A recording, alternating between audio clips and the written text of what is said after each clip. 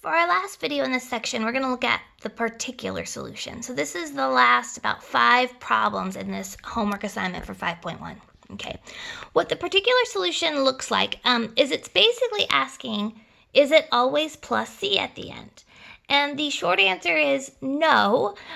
You could actually solve for c if you were given a fact.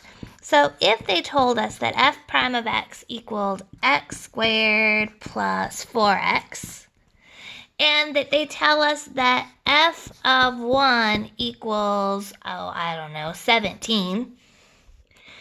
What they're going to ask us to do is they're going to say, find the particular solution of f of x. Okay. Now, what happens is that this piece is going to be our integral. But what this piece is going to do is this is going to allow me to solve for c. So we're going to get an actual answer for c. So instead of having plus c, I'll have plus a number. And we're going to figure out what that number is. Okay. I don't think it's going to be 17, but we're going to see. Okay. So what's going to happen here is to start this off, I'm going to write this as an integral. So I want to integrate x squared plus 4x dx. Okay. So when I integrate this and I use my power rule, add a 1.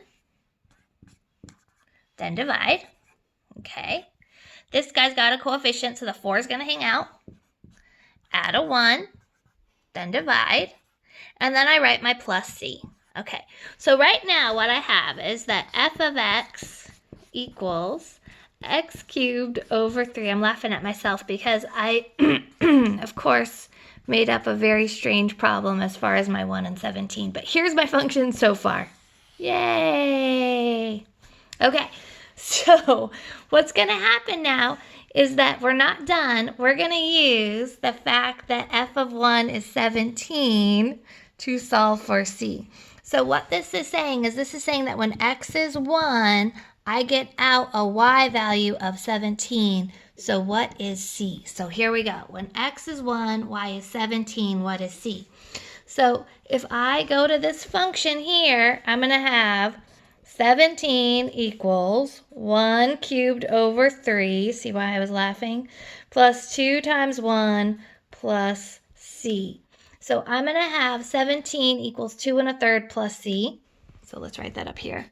17 equals 2 1/3 plus c. And then if I subtract 2 1/3 over, I'm going to get 14 2/3. So yes, I'm working with mixed numbers because I don't feel like doing improper fractions.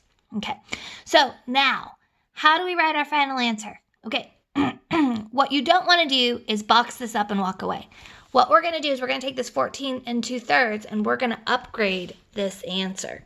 So I'm going to come over here and I'm going to write 14 2/3.